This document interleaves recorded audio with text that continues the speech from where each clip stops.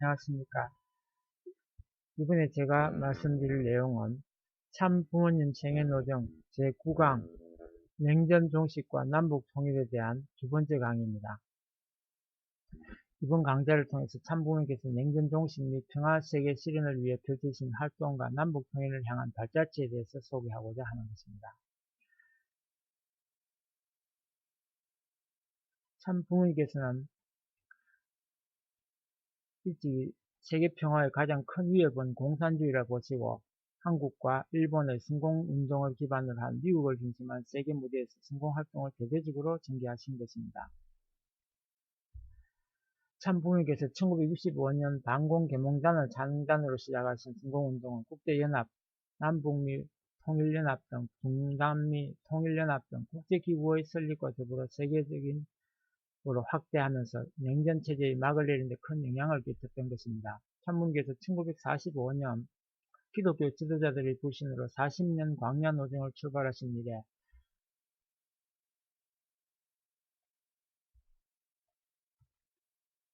성공운동을 이끌어 가시는 한편 우리의 국민을 성공사상으로 무장시키고 남북통일운동으로 지속적으로 펼쳐오신 것입니다. 1985년 공산주의 종언선언 이후에 덴버리 교도소 출간과 더불어 광야 40년 노정을 승리하신 참부모님께서는 그 기반 위에 하나님의 조국 창건을 위한 새 시대를 출발하시면서 남북 통일을 위한 활동을 본격화하셨습니다.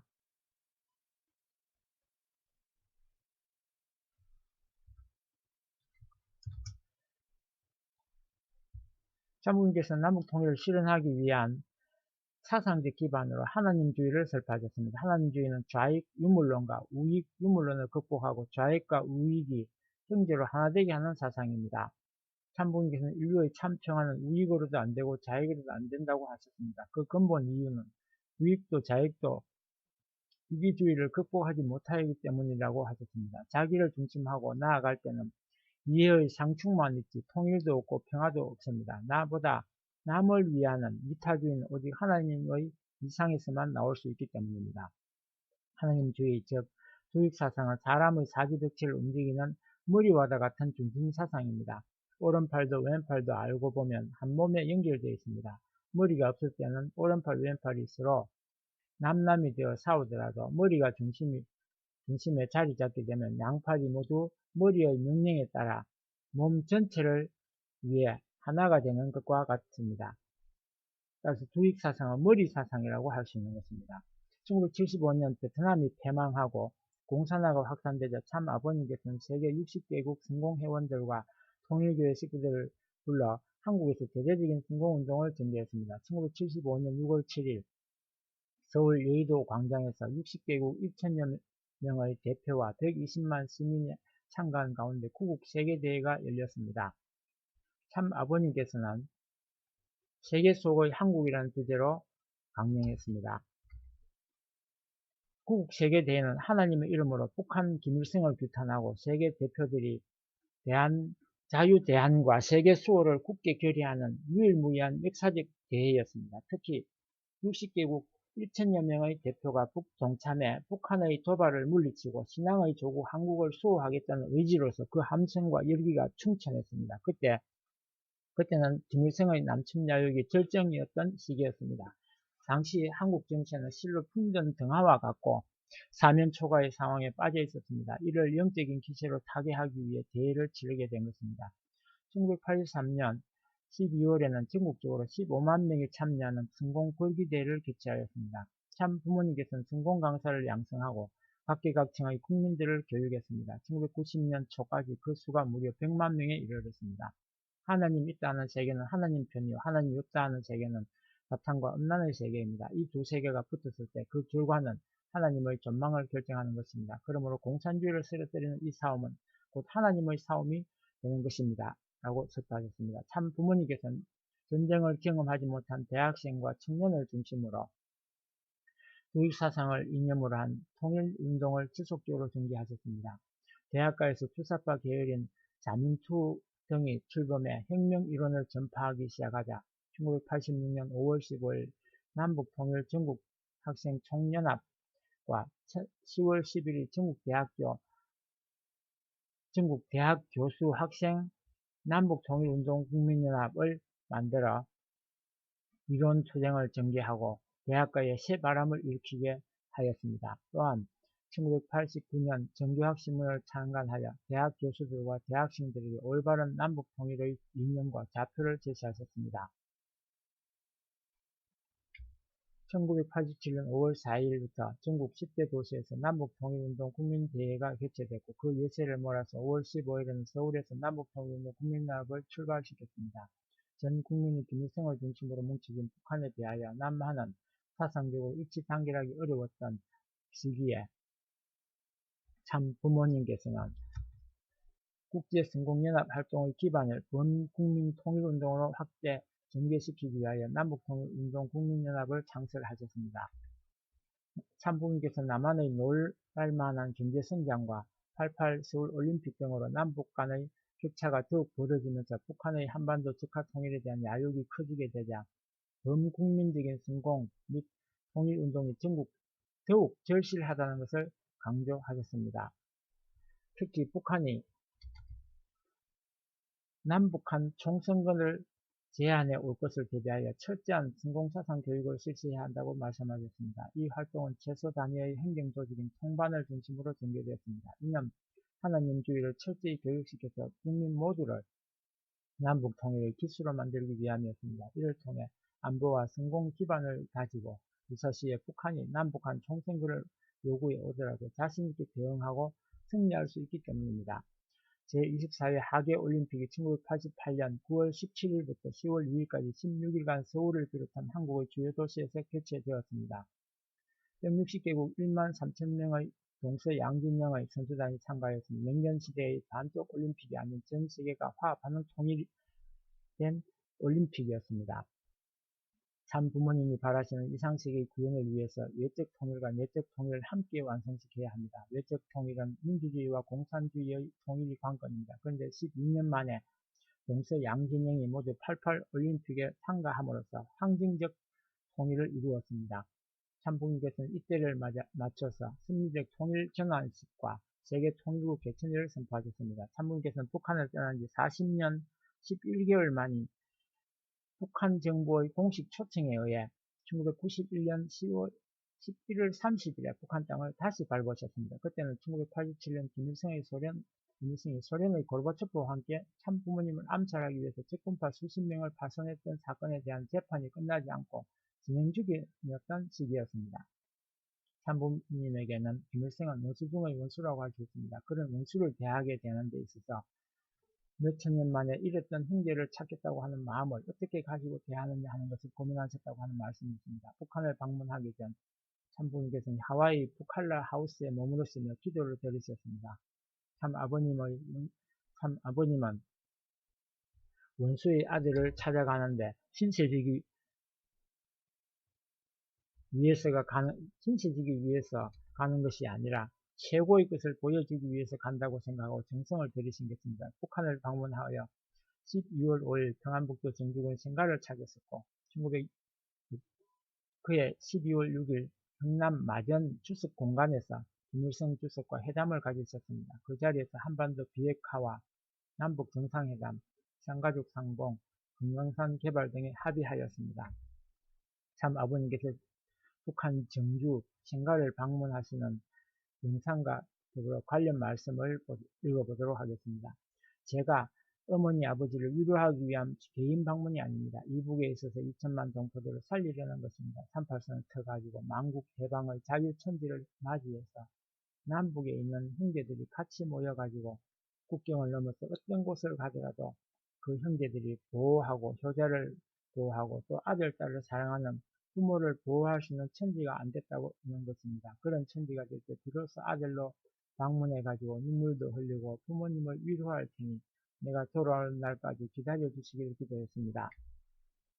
방북 당일 저녁에 열린 환영 만찬회에서 참 아버님께서는 피는 물보다 진하다는 요지의 연설을 하셨습니다. 연설문 내용은 조선노동당 기간지 노동신문에 게재되었습니다. 그날부터 노동신문은 매일같이 참부모님 일행의 거동을 계속 듣기로 하였습니다. 더구나 환영잡사의 내용에는 하느님이라든가 기도와 같은 종교 단어가 있었는데 그런 것들이 한자의 수정도 없이 게재되었던 것입니다. 방북 3일째에 참 아버님께서는 김다현, 윤기복 등 고위 관리와 회담을 가졌고 이어서 만수대 의사당에서 2시간 동안 연설을 통하여 주체사상의 한계를 지적하시는 등 10번을 통하셨습니다.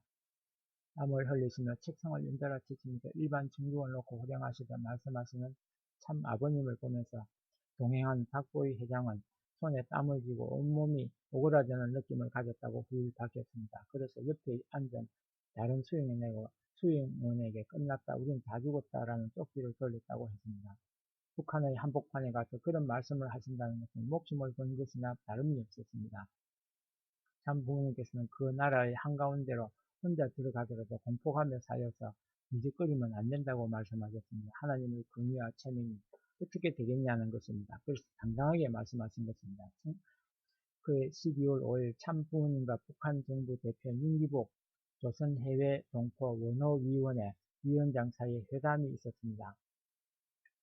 회담에서 토의된 내용에 비추하여 남북 불가침 합의, 남북 고위급 회담과 남북 정상회담, 북한의 경제사업 투자, 리튼젤스와 평양예술단의 상호 초대 공연, 이산가족연회와 만남 실시 등을 주 내용으로 하는 공동성명 10개항을 발표했습니다. 방북 7일째 1991년 12월 6일 함경남도 흥남시 마전주스공장에서 남북 현안 등을 놓고 김일성 주석과 회담을 가지셨습니다. 흥남은 원래 참 아버님께서 북한 당국에 의해 1948년부터 50년까지 약 2년 8개월 동안 감옥 생활을 하시던 곳이었습니다. 참 아버님께서는 만감이 교차하는 상황에서 김일성 주석을 만나러 가셨습니다. 참 아버님과 김 주석은 만나자마자 오랫동안 헤어진 형제가 만난 듯 서로 을사안았고 이어 한반도 비핵화와 남북 관계 개선에 관한 대화를 나누셨습니다. 점심으로 감자국수 등 북한 음식을 같이 드시면서 사냥과 낚시 이야기를 주고받기도 하셨습니다. 회담을 마무리하고 헤어질 때 참아버님과 김주석은 손을 잡고 복도를 걸어나가 기념사진을 찍었습니다. 후일 김일성 주석은 참 아버님에 대해 내가 일생 동안 많은 사람을 만나보았지만 문총기 같은 사람은 없었다. 배포도 크고 정이 넘치는 사람이다. 친밀감이 느껴지고 기분이 좋아 오래오래 같이 있고 싶었다. 내가 죽은 후에 남북 사이에 어느 날 일이 있으면 문총기를 찾아라라고 아들인 김정일에게 말했다고 합니다. 참 아버님께서는 사탄 세계의 재림주여 부모의 입장에 있는 김일성을 참 사랑으로 굴복시키기 때문에 부모님의 복귀되고 왕권을 복귀할 수 있다고 강조하셨습니다. 김일성은 사탄 세계의 재림주입니다. 그래서 부모의 자리에 와 있는 것입니다. 북한에서는 김일성을 아버지라고 합니다. 김일성이 부모의 자리에 있다는 것입니다. 그것을 형제의 자리에 세운 것입니다. 그래서 굴복시킨 것입니다. 장자권을 복귀해서 굴복시켰기 때문에 부모권 복귀가 가능한 것입니다. 장자권 복귀의 기반 위에 김일성을 굴복시킴으로써 부모권이 복귀되는 것입니다. 부모권을 복귀함으로써 왕권이 복귀되는 것입니다. 남북 통일되면 새로운 왕권이 성립된다는 것입니다. 라고 하신 것입니다. 12월 6일 흥남 마전 주석 공간에서 김일성 주석이 참부모님에게 확인한 내용입니다. 남북 통일의 1단계 인도적 사업 추진의 일환으로 1992년부터 이산가족 찾아주기 사업을 추진한다. 이산가족 상봉 및 결합은 노령자부터 실시한다. 핵에너지는 평화적 목적에만 사용할 것이며 북한은 순리적인 국제 핵 사찰을 받을 것이다. 북한은 해외 교포를 위시한 모든 국가의 대북한 경제 투자를 환영하며 군수 사업을 제외한 북한의 평화적 경제 사업에 통일 그룹이 지원하는 대원칙에 합의한다. 남북 정상이 만나서 통일 방식을 토론 및 결의할 수 있다면 정상회담에 응할 용의가 있다. 라고 발표된 것입니다. 참부모님을 초청하여 김일성과 회담을 가진 이후 남북 당국 대화가 급물살을 탔습니다. 북한은 한국과의 사이에 1972년 남북 공동선언 이른바 7.4 공동성명 이래 획기적인 합의라고 불리던 남북한의 화해와 불가침 그리고 교류 협력에 관한 사실서에 서명했고 나아가서 현안이었던 핵 문제에 관하여 한반도 비핵화에 관한 공동선언도 합의했습니다. 더 나아가서 국제 원자력 기구 IAEA의 보장 조치, 즉 핵사찰 협정에 조인하는 등 연속적으로 극적인 변화를 보였습니다. 이런 일련의 내용을 보더라도 직전에 이루어진 참 부모님 북한 방문이 북한에 커다란 변화를 가져온 것이라고 보지 않을 수 없습니다. 금강산 개발 사업이 합의되었습니다. 금강산은 한반도에서 가장 아름답고 훌륭한 경치를 자랑하며 세계적인 명승지로서 손색이 없습니다. 참 부모님께서는 이러한 금강산이 개발되어 세계인들이 찾아오면 북한의 경제 발전에 도움을 주고 남북 통일과 세계 평화에도 크게 기여할 것으로 보셨습니다. 자동차 공장 합작 투자 사업도 추진되었습니다. 1998년 1월 7일 출범한 평화자동차 총회사는 통일그룹의 평화자동차가 70%, 북한의 기계공업 전문 회사인 조선연봉총회사가 30%의 지분을 갖는 합영회사였습니다. 그리고 평양 번화가에 있는 보통강 호텔을 1993년 11월에 인수하였습니다. 2007년 8월 5일 평양의 조현대식 컨벤션 센터인 세계평화센터를 완공했습니다. 그 후 1998년 디펜젤스 예술단의 답방 공연도 서울에서 개최되었습니다. 그리고 중국 베이징에서 수차례 남북한 대학생들이 참석한 가운데 평화 세미나를 개최하는 등 남북한 교류에 크게 기여하였던 것입니다. 2000년 들어서는 남북 통일을 유엔과 연계하여 전개하셨습니다. 참부님께서는 2008년 8월 18일 미국 뉴욕 유엔본부 제2회의실에서 열린 세계평화 초종교 초국가연합 연례회의에서 유엔이 한반도 휴전선 일대 비무장지대에 평화공원을 조성하는 사업에 앞장서 줄 것을 촉구하셨습니다. 비무장지대는 역사의 아픔이 서려 있는 곳이지만 여기에 평화공원이 조성될 경우 한반도의 갈등과 긴장을 호소하고 통일을 실현할 수 있는 계기가 될 것이라고 말씀하셨습니다. 휴전선의 완충지대를 유엔 소유로 만들어 철폐해야 됩니다. 남북한에 유엔이 들어와서 간섭할 수 있게 함으로써 평준화해야 된다는 것입니다. 거기에서 직접 교환도 하고 한나라 같이 취급하면 다 해결됩니다. 그것은 유엔밖에 할 수 없습니다. 김대중 정부 역시 8월 24일 김일성 철도와 군사 분계선이 만나는 지점에 평화공원을 추진하겠다고 발표하는 등 이어 화답하였습니다. 그리고 2013년 박근혜 대통령이 북한의 비엠제트에 세계평화공원 조성을 제의했고 2014년 유엔본부 유엔총회 연설에서 비엠제트에 세계평화공원 조성을 다시 제의하는 등 참부모님의 평화공원 제안은 국내외 큰 반향을 일으켰던 것입니다. 2015년 5월 10일 냉전시대 나비작전의 거점이었던 오스트리아 빈에서 유럽 선교 50주년 기념대회가 열렸습니다. 참 어머님께서는 이날 기념대회에서 냉전 종식을 위해 헌신한 공로자들에게 감사를 표하고 세계 평화 시대를 향한 새로운 문화운동을 전개하자고 제안하셨습니다. 냉전 종식 운동에 숨은 역할을 한 것처럼 평화시대 창건에도 앞장설 것을 당부하신 것입니다. 이어 2015년 11월 17일 평화통일 실천 국민대회에서 제5억 유엔 사무국 유치를 위한 100만 통일준비 국민위원 위촉 운동을 천명하셨습니다. 다음은 관련 말씀을 분석해 보겠습니다. 참사랑을 기반으로 한 공생공명 공유주의에 입각한 평화적인 통일 남과 북의 상호 신뢰에 의한 무력에 의한 평화통일이 바로 비무력에 의한 평화통일이 바로 하늘이 요구하는 참된 통일입니다. 본인은 이러한 참사랑의 통일정신을 전국민운동으로 확산시키기 위해 전국적으로 100만 명의 국민위원을 준비케 하고 있습니다. 100만 통일준비 국민위원 위촉은 2016년 12월 달성되었습니다. 참부모님은 남북통일의 세기를 여신 뒤 통일염원을 되살리고 의로운 일을 찾아 통일주역으로 세우고자 누구보다 앞장서 나오셨습니다.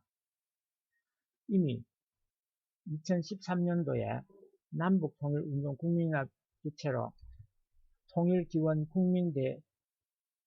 국민대토론회를 국회와 16개 지도에서 개최하였습니다.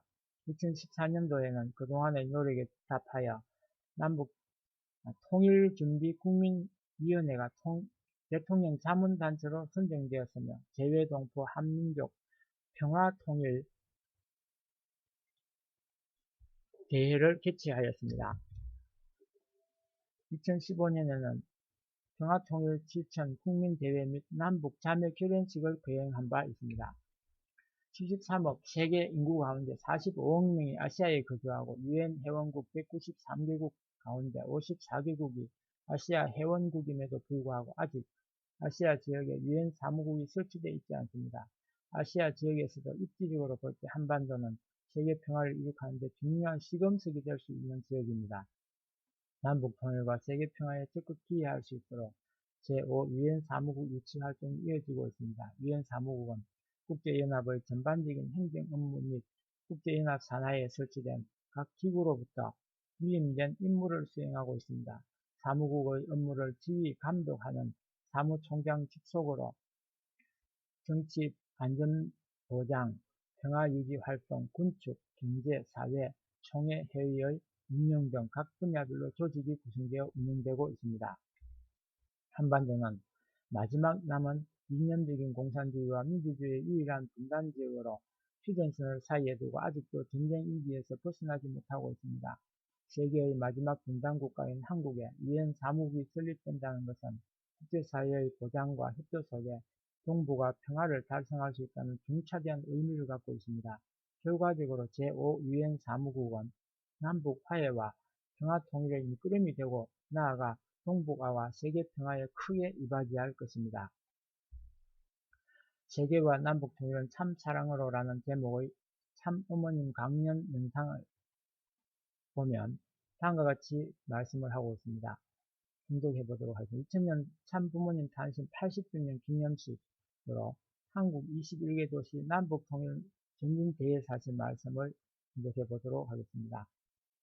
오늘날 한국은 남과 북으로 엇갈려 있습니다. 방향이 다른 입장에서 하나는 남으로 하나는 북으로 가려고 하는 두 갈래의 길이 있으니 그 목적이 다른 것입니다. 어떻게 통일할 것이냐 하는 문제를 두고 볼 때 매우 심각합니다. 그 주체적인 사명을 누가 해야 되겠습니까?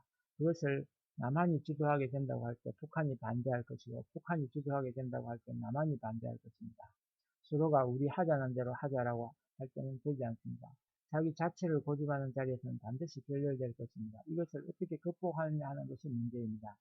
문제는 남한 사람이 남한을 사랑하는 이상 북한을 사랑하는 사람이 나와야 됩니다. 또한 북한 사람이 북한을 사랑하는 이상 남한을 사랑하는 사람이 나오면 됩니다. 그것밖에는 모색 방안, 해결 방안이 없습니다. 남한의 그 누구보다 더 애국하는 사람이나 북한의 그 누구보다 더 애국하는 사람, 그렇게 한 길을 가는 사람이 있다고 할 때 거기에서 초국가적인 통일 방안이 나올 수 있는 것입니다.